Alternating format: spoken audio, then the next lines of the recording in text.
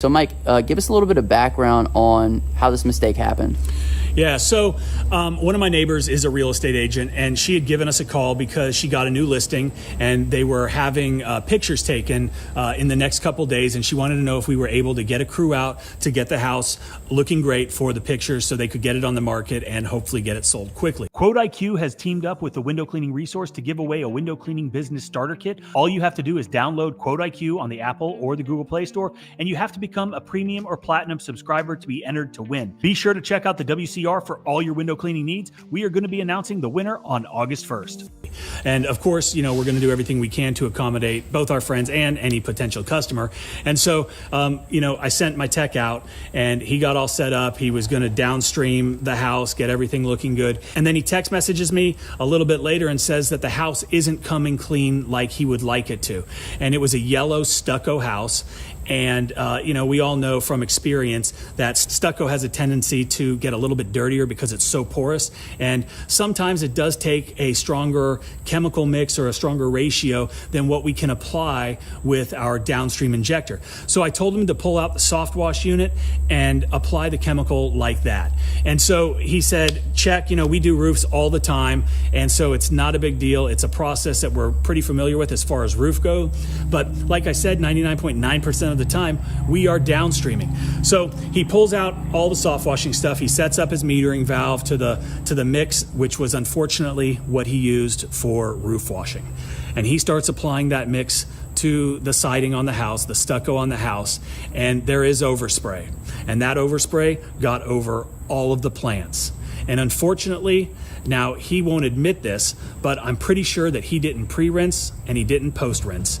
And that was the problem, that was the downfall, and that was the $1,000 mistake. So why wouldn't he have rinsed? Obviously, if he was doing a roof, he would have made a conscious, deliberate effort. But did he feel like maybe the mix wasn't hot enough to... I think that was the problem. He's so used to using a downstream injector when he's washing houses, and he just didn't think about it. Now, we always pre-wet before we downstream, but he may have done that prior to actually downstreaming, running into the issue that it wasn't coming clean. The plants had dried, and he went ahead and applied the roof wash mix to the house without pre-wetting again, and probably just didn't even think about it. The mix was too strong. There was overspray, like I'd said, and it did get on those plants. So this is a house that's for sale, and then about a week later, all the plants are dead in the front of the house? Yeah, unfortunately, I get a call from the real estate agent who they'd actually got a contract on the house. They had an inspector come out to do the inspection for the financing, I'm assuming, and that's when it was brought to the attention of the homeowner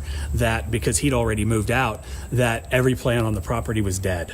Wow, that's quite the scenario. So how do we ultimately end up resolving this situation? Well, in this situation, I went to the property. I wanted to see what we were actually dealing with, because a lot of times when you're doing roof washes and if there happens to be overspray, even if you do everything that you can possibly do, there is the opportunity for some overspray. Maybe it was a windy day, maybe some overspray, and some leaves start falling off, and the customer freaks out. You killed my plants. You killed my plants. Well, 9 times out of 10, the plants aren't dead. The leaves got burned, they fell off, the roots didn't get the bulk of the SH, so the plant isn't actually dead, it's just in shock, and that's why the leaves fall off. It's going to come back, it's going to take time, and trust me, it doesn't look pretty, and the homeowners are never happy.